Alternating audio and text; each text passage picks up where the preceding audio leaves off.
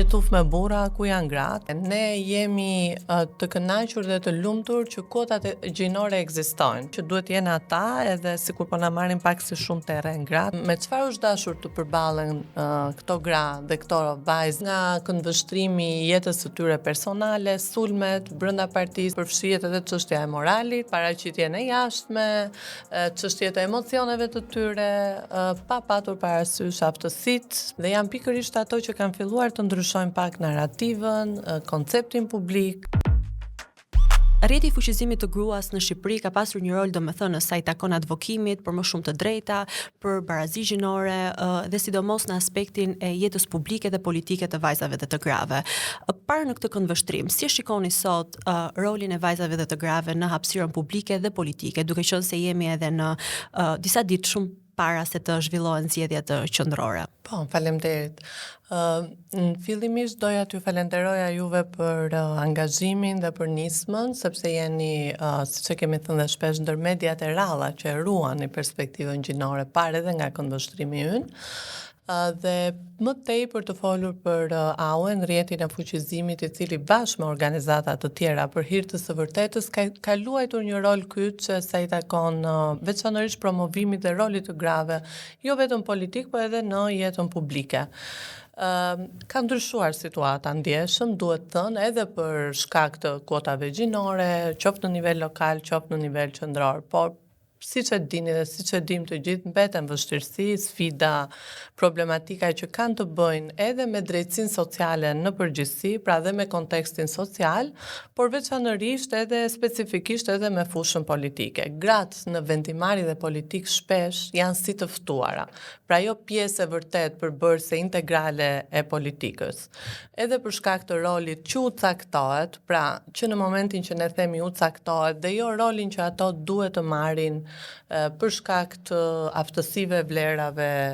që ato kanë treguar në angazhimin e tyre në jetën publike dhe politike. Në këtë zgjedhje keni vënë re diçka domethënëse sa i takon pozitës së tyre, a janë këto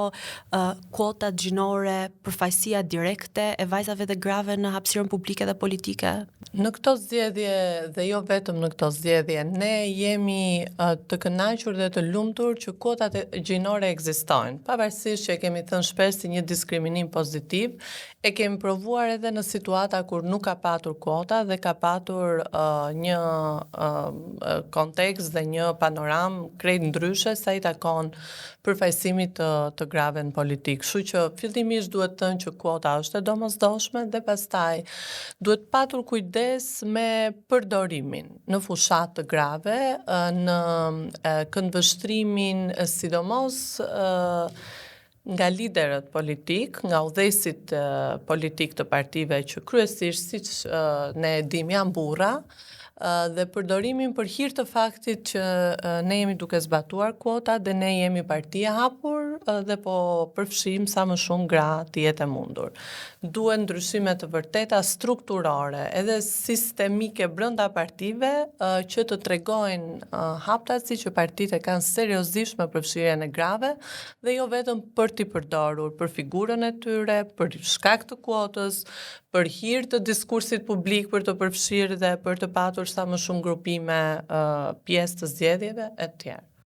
Keni parë, keni evidentuar ndonjë rast, le të themi suksesi që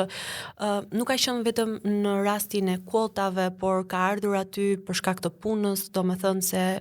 një rast pozitiv të vajzave dhe të grave, madhomendja janë shumë, megjithatë shpesh minimizohen për shkak të impaktit që kanë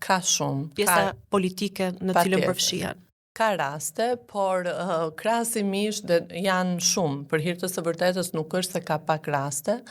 Çështja dhe problematika e vërtet është të diskutojmë që çfarë është dashur me çfarë është dashur të përballen këto gra dhe këto vajza që kanë qenë pak a shumë të suksesshme apo ja kanë dalë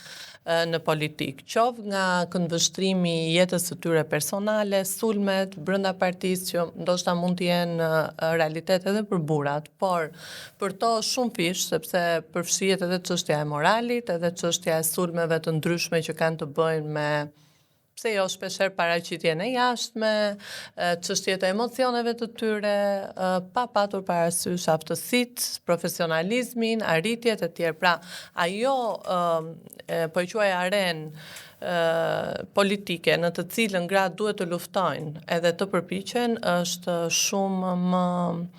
e vështirë për to se sa për burrat. Shpeshherë ne shikojmë katapultime që ndodhin edhe me gratë, por janë më të pakta në botën e politikës për burrat dhe djemë që vinë shpeshherë nga fuqia ekonomike, biznese të fuqishme apo mbështetje të llojeve të tjera që gratë nuk i kanë kaq të shpeshta. A ndodh që kjo sfera politike, përfaqësimi politik i vajzave dhe të grave në shoqërinë shqiptare tjetë edhe një reflektim i vetë shoqërisë për mënyrën se si i shikojnë vajzat e gratë në rolet të pozicione të drejtuese? Pra duke nisur nga aspekti gjinor, pra ende është kjo situatë? Pra që gruaja për post të qenit një lidere,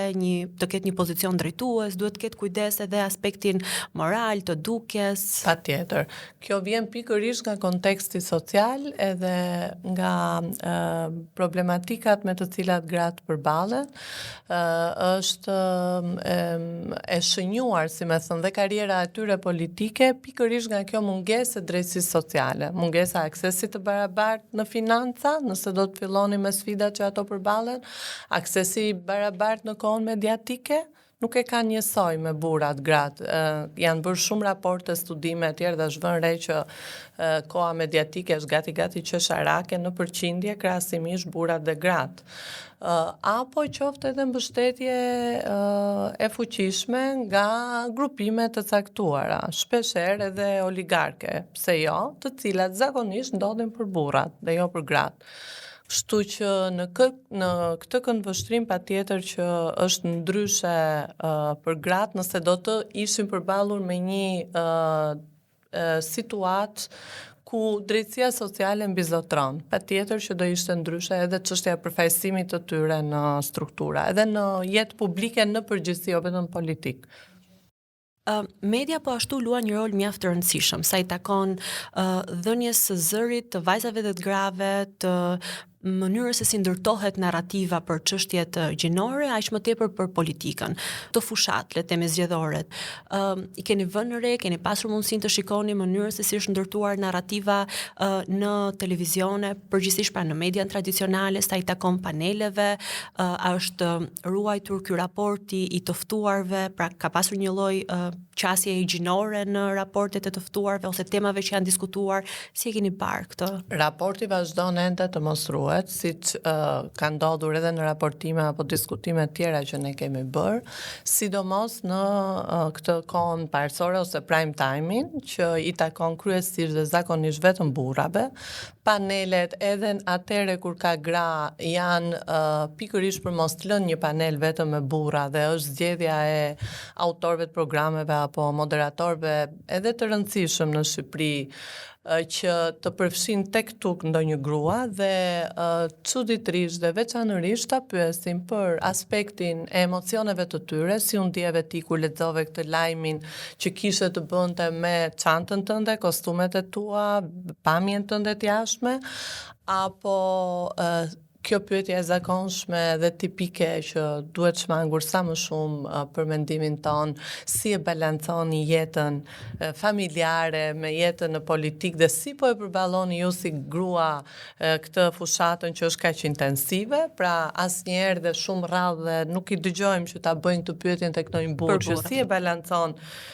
ti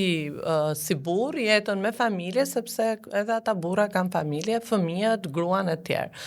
Apo edhe diskutime të tipit të moralit, pyetje që lidhen me faktin se kush qëndron pas teje në politik. Pra,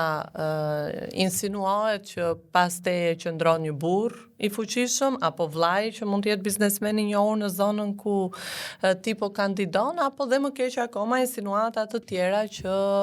bëhen lidhur me moralin për gratë. Kush të futi aty, kush të përfshiu dhe si ndodhi që ti ishe pjesë e politikës. Pa e bërë pyetjen reale, serioze, të vërtet,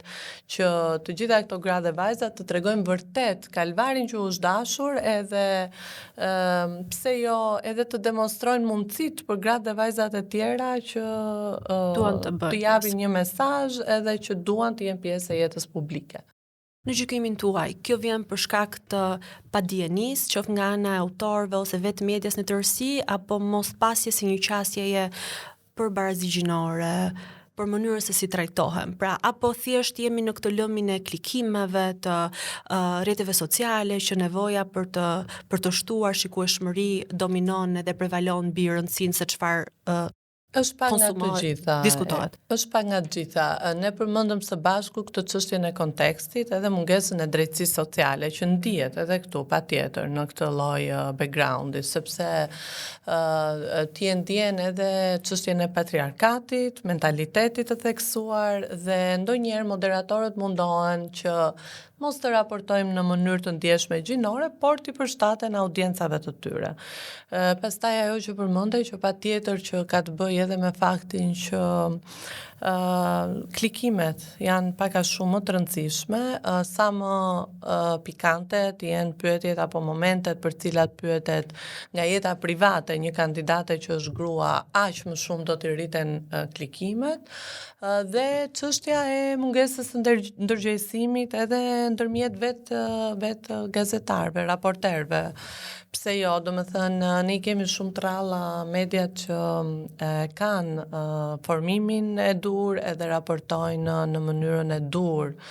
Nga perspektiva gjinore, po jo vetëm, par edhe nga perspektiva e sociale në përgjithësi, e përfshirjes së shumë grupeve të tjera, jo veçanërisht dhe domosdoshmërisht vetëm për gratë dhe vajzat. Shpesh sidomos gjatë periudhave zgjedhore, vajzat e gratë përballen me një lloj gjuhe diskriminuese, stereotipeve të pafundme. Nga vëzhgimet që keni kryer në këtë fushat, keni vënë re raste të tilla që ja vlen për të përmendur edhe për të tërhequr vëmendje, le të themi, që kjo gjë nuk duhet të ndodhë më, qoftë nga ana e përfaqësuesve politik, liderëve politik, por edhe në mënyrën se si janë trajtuar në media. Po, vazhdojnë të jenë ndoshta ajo sulme të drejt për drejta të tipit si janë sharë gjatë saj fushate dhe burrat për shembull, por etiketime ka patur, gjuhë denigruese, gjuhë seksiste vazhdon të ketë. Dhe pastaj lumi i komenteve me ndonjëherë gjuhë rrejtjeje seksiste po komentues që merren, siç e tham, me jetën private të kandidateve ose kërkojnë që t'i godasin për shkak se janë ndoshta nga partia kundërshtare, aty ku godet më së shumë ti morali shqiptar, le ta quajmë, vazhdojnë, vijojnë të jenë shumë të fuqishme, sepse edhe për shkak të mungesës së disa mekanizmave mbrojtës, sidomos në fushën digjitale në përgjithësi. Kështu që gjatë kësaj fushate patjetër që kanë vazhduar dhe për më tepër kemi vënë edhe këtë përdorimin e inteligjencës artificiale për të bërë etiketime, ndryshime të pamjes apo denigrime të llojeve të ndryshme pikërisht për gratë dhe vajzat, që është rritur ndjeshëm gjatë kësaj fushate në mënyrë më tipike, le të themi. Ajo që ka vëmë re këtë fushat elektorale është fakti se ka një tendencë për të pasur një përfaqësi edhe të komuniteteve të marginalizuara. Përgjithsisht shoh që ka në radhët e kandidatëve përfaqësues të vajza dhe gra nga komuniteti rom, nga gratë rurale. E shikoni këtë si një, le të themi, vlerë të shtuar këto kandidime, apo janë thjesht krijime artificiale për të përfaqësuar kuotat edhe në këto grupime? Dhe që duhet bërë më tepër që zëri i vajzave dhe grave, por për më tepër duke ardhur dhe nga komunitetet të caktuara, të jetë më i fuqishëm edhe më prezent në hapësirën publike dhe politike po ashtu? Është përfshirja e tyre, veçanërisht grave vajzave nga zonat rurale, nga grupe më pak të përfaqësuara, të diskriminuara, nga komuniteti rom dhe egjiptian, patjetër që është një hap i rëndësishëm drejt barazisë sociale në përgjithësi. Çështja mbetet aty ku ne theksuam duhet që këto përfaqësime të mos mbeten simbolike, mos të jenë thjesht simbol dhe përfaqësim i momentit i fushatës zgjedhore, që bëhet thjesht për të rritur klikime apo për të fituar disa vota më shumë gjatë kohës fushatës. Duhet të ketë politika konkrete që adresojnë nevojat e pikërisht tyre grupeve për cilat ti pretendon që i ke gjetë kandidatin përfaqësues të tyre, dhe kjo demonstrohet ose tregohet edhe nëpërmjet programeve që ne po i dëgjojmë gjithnjë më pak në këtë fushatë. Kjo është fushatë që po ndodh shumë në botën online dhe rrallë shikojmë ndonjë parti politike që të shpalosi programin, përveç do thoja kandidatët që përfaqësojnë partitë e vogla kanë qenë më korrekt në këtë drejtim, në kuptimin e shpalosjes së programeve, por parë edhe nga këndvështrimi pikpamja sociale, ndërkohë që këtu kemi kryesisht shkëmbim talljesh, batutash, gjuhë diskriminuese për të dyja po themi gjinit e përfaqësuara, po jo vetëm edhe për grupet në përgjithësi, dhe nuk shikojmë konkretisht politika konkrete, nisma konkrete të manifestuara ose të vendosura në program që tregojnë realisht që kjo nuk është simbolik dhe nuk është përfaqësim thjesht për vota. Me që më përmendë paksa programet, keni pasur mundësi që ti shikoni se si ato e cekin ose nëse kanë në fokus këtë ndjeshmërinë gjinore, drejtësinë sociale dhe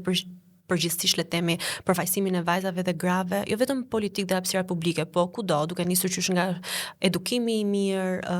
hapësira sociale, në vija të përgjithshme, pa cila është qasja që partitë politike kanë në këtë sens. Në vija të përgjithshme përmendet dhe në programet e tyre, asnjëherë nuk kemi parë programe që të futen këto nuk janë detaje, po të futen në çështje specifike që i takojnë ose që t'i shohin problematikat sociale nga këndvështrimi gjinor, nga këndvështrimi grupeve më pak të përfaqësuara, nga çështje që janë reale dhe që prekin komunitetet, si për shembull të prekin atë çështjen e pjesëmarrjes së grave në zonat rurale dhe përfaqësimit të tyre, jo vetëm politik, por çfarë do ndodh realisht, konkretisht, çfarë do sjelli programi i ri politik për ato gra. Çfarë do ndryshoj në fuqizimin e tyre ekonomik. Ato janë gra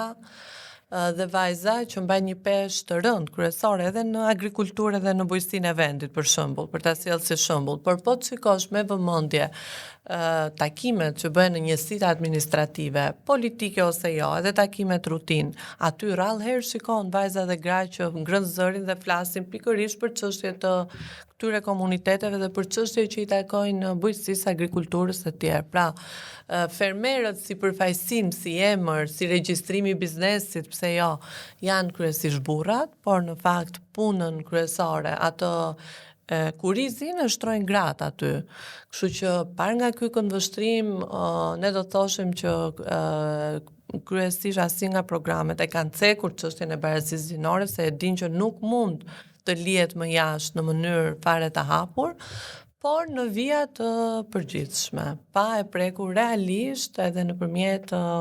hapave, masave konkrete që do merren nga qeveria në fjalë. Në fakt shumë e drejtë ky konstatimi që sapo sollen në vëmendje sa i takon takimeve që bëhen elektorali dhe përfaqësia aty e vajzave dhe grave është shumë e pakët e minimizuar. Ne në fakt Citizens, duke qenë se punën tonë kemi të shtrirë nga veriu në jug me komunitetet që raportojnë për shqetësimet e tyre, e vëmë re shumë këtë, edhe kur ne shkojmë për të ndjekur protesta të ndryshme të komuniteteve, dhe edhe pse aty mund të ketë vajza dhe gra, shumë e vështirë që të flasin para medias ose të kenë një mendim të artikuluar. Jo se nuk e kanë, jo se nuk munden, janë shumë të mira në atë gjë, mirë po kanë këtë hezitimin që shiko se është burim, ai mund të flasë për këtë. Para burrave. Ai mund të flasë për këtë, ai mund ta thojë më mirë këtë gjë, ndërkohë që ajo para kamerës ma tha shumë mirë këtë gjë, domethënë ka një lloj hezitimi që vjen sigurisht nga mënyra se si është jetesa, shoqëria, se si e shikojnë gruan në rolet e saj. Është një intimidim që po i bëhet, nëse mund ta themi kështu, gruas edhe vajzave në përgjithësi nga shoqëria jonë, nëpërmjet normave që janë vendosur tashmë. Pra, e the shumë mirë, nuk mund të flas ajo para burrit, para vllajt, para babait në një takim të rëndësishëm, pavarësisht se ajo mban një peshë për shembull kryesore për çështje në fjalë. Një studiuse shumë e mirë, Marcela Dauti, ka bërë një analizë që analizon kryesisht përfshirjen e vajzave dhe grave në këshillat bashkiak. Edhe sa aktive janë ato në këto këshilla, sa herë ngrën zërin, sa herë përgjigjen e tjerë. Por pa dashur të ndalem këtu, doja të theksoja rëndësinë e pjesëmarrjes së grave dhe vajzave dhe si ajo e ka ilustruar nëpërmjet fotove. Ka marrë sidomos në komuna pak më të thella, në zona më të thella, ka marrë një numër goxha të konsiderueshëm fotosh që tregojnë pikërisht këtë, që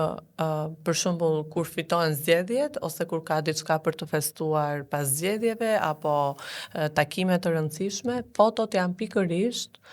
me djem dhe me burra, që janë mbledhur aty për të festuar apo për të folur për një çështje të caktuar dhe janë foto, domethënë që nuk ka nevojë fare edhe për këtë analizën që po bëjmë ne. Një raport i tillë që flet me shifra, me fakte, me përqindje dhe ndërkohë mjafton që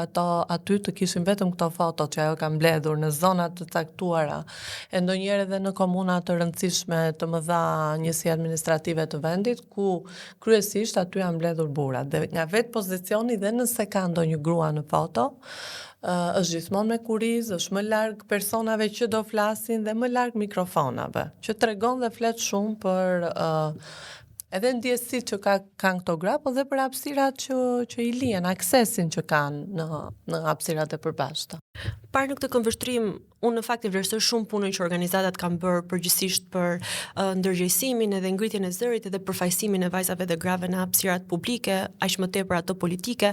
Më duket ndonjëherë sikur ka shkuar aq shumë në veshjen e politikanëve dhe përfaqësuesve politik, saqë ndonjëherë vajzat dhe gratë i marrin edhe i përdorin në thojza edhe si një dekor gjinor, do ta thoja, nuk e di nëse jam mirë me termat, po shoh për shembull fushatën e tani që po ndodh,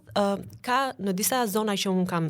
kam pasur mundësinë që t'i shoh edhe i njoh përgjithsisht, ka shumë vajza dhe gra dhe që janë të pranishme, mirë po janë të pranishme sepse paraprakisht ka një paralajmërim nga përfaqësuesit politik që do të zhvillojë një takim që shiko, mos hajdeni vetëm ju burra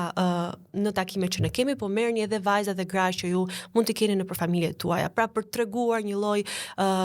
diversiteti të personave të pranishëm, po ndërkohë në aspektin e atyre që flasin, që janë të zëshëm në komunikimet publike dhe politike në këtë rast për shkak të fushatës, janë vetëm burrat, pra dhe vajzat, zonjat janë vetëm të pranishme dhe kaq. Nuk zhvillohet asnjë lloj narrative. Domethënë, a mjafton kjo dhe ç'duhet bërë më tepër që të kemi edhe zë përpos pranisë? I përdorim pak a shumë edhe për shkak të kuotës, po edhe për shkak të, le ta quajmë, syrit të jashtëm të publikut edhe të shmangen këto komente që një tuf me burra ku janë gratë, patjetër si jemi më në atë kohën që dikur politikanët burra kur shkonim ne dhe lobonim, advokonim për kuotën, thoshin edhe s'ka gra, nuk kemi çfarë të bëjmë dhe ngrinin supet. Dhe kjo është bërë si një lloj barcolete mes nesh tani. Dhe për të shmangur gjithë lloj diskutimi, patjetër që gratë janë aty. Dhe po të vihet re, jam shumë dakord me këtë që thua që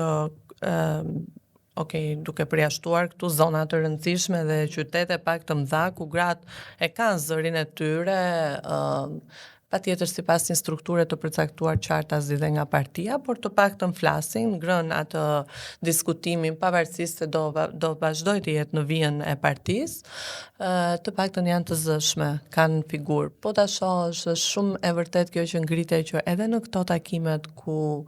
nga publiku zgjedhin të flasin gra ose nga pjesëmarrësit zgjedhin të flasin gra, do shikosh janë gjithnjëherë më shumë gra në moshë që nuk kanë ndonjë sulm për të marrë mbi shpatulla, apo nuk kanë çatu humbin nga pjesa e nderit edhe e diskutimeve të këtij lloji, dhe janë gra që mund të kenë edhe gjithë jetën që kanë kontribuar aty në parti dhe në thonjza ja lejojnë vetes të ngrën pak më shumë zërin dhe të ndajnë 2-3 problematika. Këtë ne kemi vënë edhe gjatë monitorimeve. ose ngrihen vajza të reja të cilat janë me një letër skalet para dhe ushtron çfarë të thonë, ose ato që ngrihen në mënyrë të vullnetshme për të ndarë problematika që shqetësojnë vërtet komunitetet dhe janë më të zënshme, më sy pa trembura përballë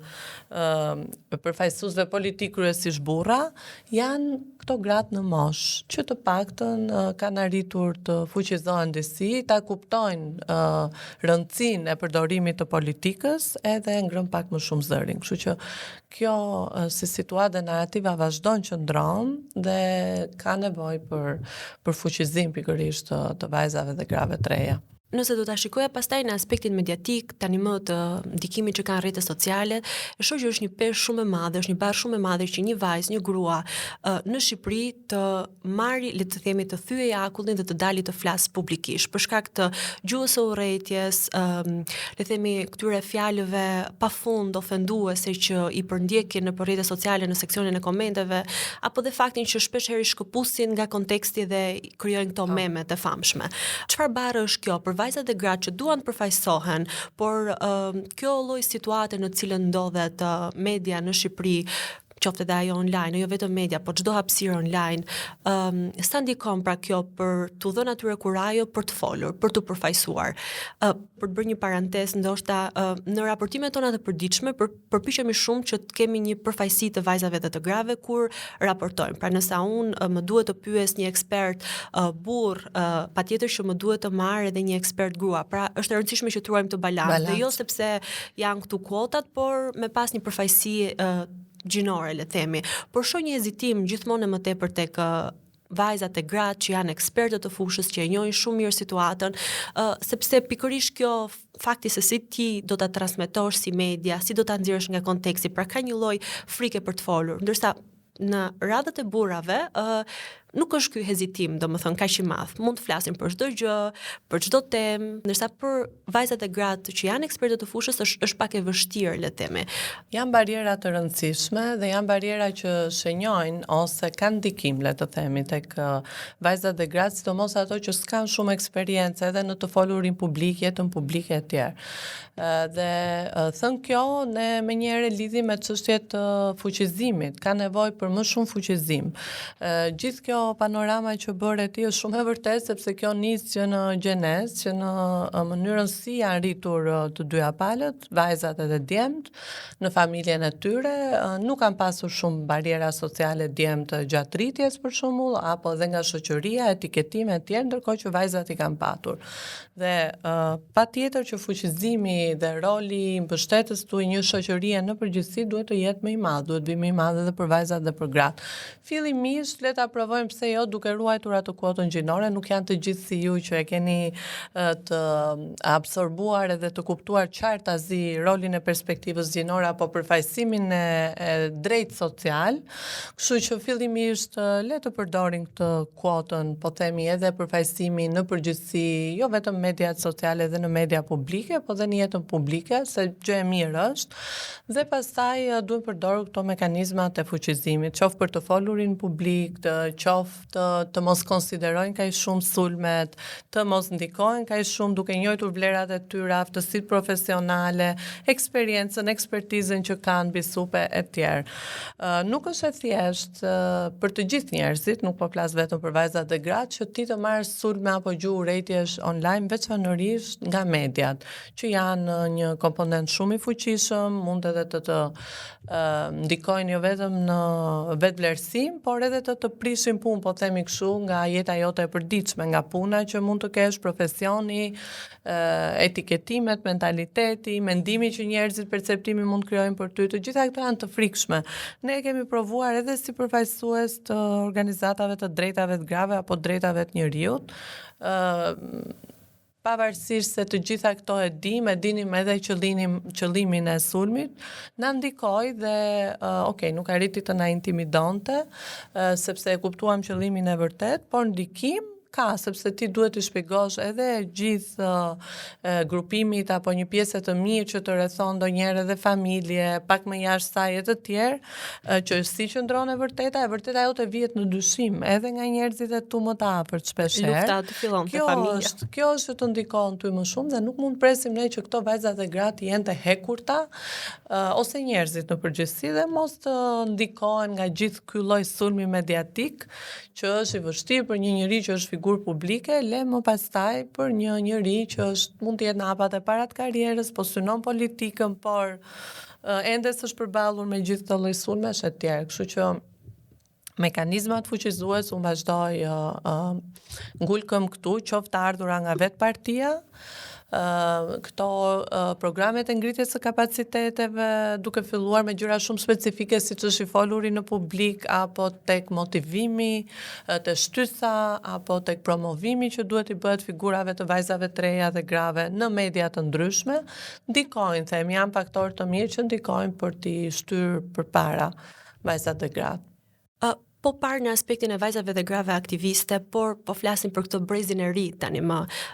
Ka një brez të ri që janë mjaft aktiv sa i takon çështjeve gjinore, edhe një lloj sfidimi për narrativa tradicionale, por edhe për krijimin e një shoqërie më të vetëdijshme për çfarë po flasim. Si e keni parë gjithë punën e tyre, mënyrën se si janë qasur kauzave, duke qenë se ju jeni po ashtu edhe pjesë me rrjetin tuaj të grupimeve të ndryshme të reja? Ka një brez të ri fatmirësisht të aktivisteve që janë me shumë informacion, me shumë kulturë, me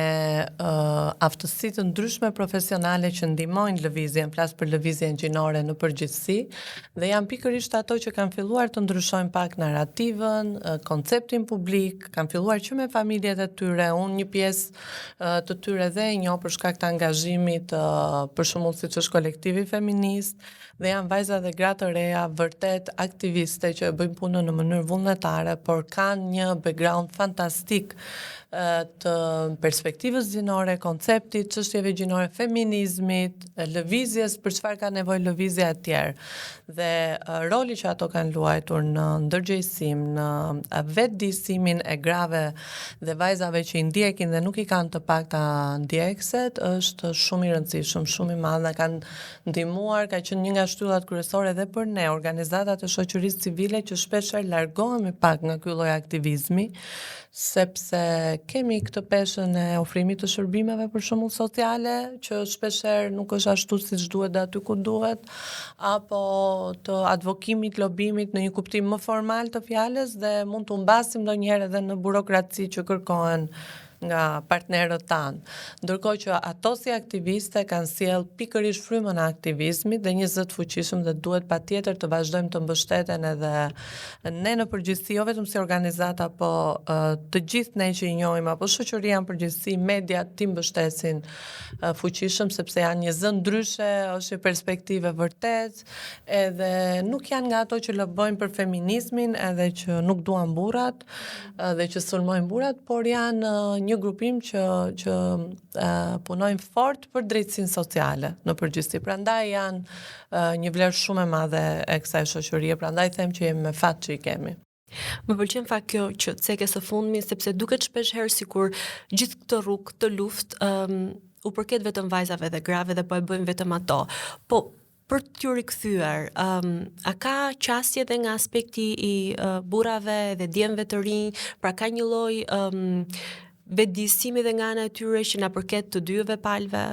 edhe sa të afërt janë ata me këto kauza, sa i shikoni aktiv, qoftë në rrugë, në demonstrata, në narrativa publike, domethënë sa pranë janë ata me. Ka shtuar, po të krahasojmë për shembull protestat e 8 marsit, po marr 10-15 vite më para. Me tani, patjetër që janë shtuar ndjeshëm djemt e rinj, fatmirësisht, po dhe burrat dhe mbështetësit e ndryshëm. Për fat të keq në politikë janë shumë të pakt ata që e kanë me të vërtetë, që e kanë mbështetjen reale, sepse ti e kupton pikërisht aty tek votat apo kur diskutojnë këto çështje të listave të emrave të grave, përfshirjes së tyre të tjerë. Dhe nga komunikimet dhe nga raportimet që ne kemi edhe nga aleatet gra brenda kuvendit apo brenda grupimeve politike nuk janë të rrallë mbështetësit burrat. Fatmirësisht ka në politikë e theksoj gjithnjë më pak, sepse janë të mësuar me faktin që duhet jenë ata edhe sikur po na marrin pak si shumë terren gratë të tjerë. Ndërkohë që tek pjesa e aktivizmit ose tek pjesa e protestave që u përmendët, media sociale e tjerë, shikojnë gjithnjë më shumë djemë të rinj kryesisht që ngren zërin e tyre dhe mbështesin. Për shkak edhe të aktivizmit që përmendëm më parë edhe të fushatave online që këto aktivistet e reja janë duke bërë, edhe ju si media, patjetër, shumë e rëndësishme ta themi. Për gjitha ato vajza dhe gra, për ta përmbyllur këtë, të cilat hezitojnë të jenë pjesë e hapësirave publike, debateve publike, çfarë sugjerimesh, këshillash, mesazhe të dohet përcjellje në këtë fushatë elektorale? Thjesht në një mesazh që është bërë klishe, mund të duket klishe, që ta përdorin zërin e tyre, sido që të duket situata me bariera të shumta, me sulme, zërin e tyre duhet ta përdorin dhe patjetër nëse përdoret nga të gjitha, zëri i tyre blen dhe dëgjohet. Dhe kjo është e rëndësishme, pra kjo ka të bëj, kur them zëri, ka të bëj dhe me aktivizmin dhe me mënyrën se si ato duan të transmetojnë perspektivat e tyre, të jenë pak më aktive. Jo se nuk janë aktive, por për shkak të gjithë tyre barierave që ne përmendëm, ndoshta hezitojnë shpesh, por është e rëndësishme që të kuptojnë që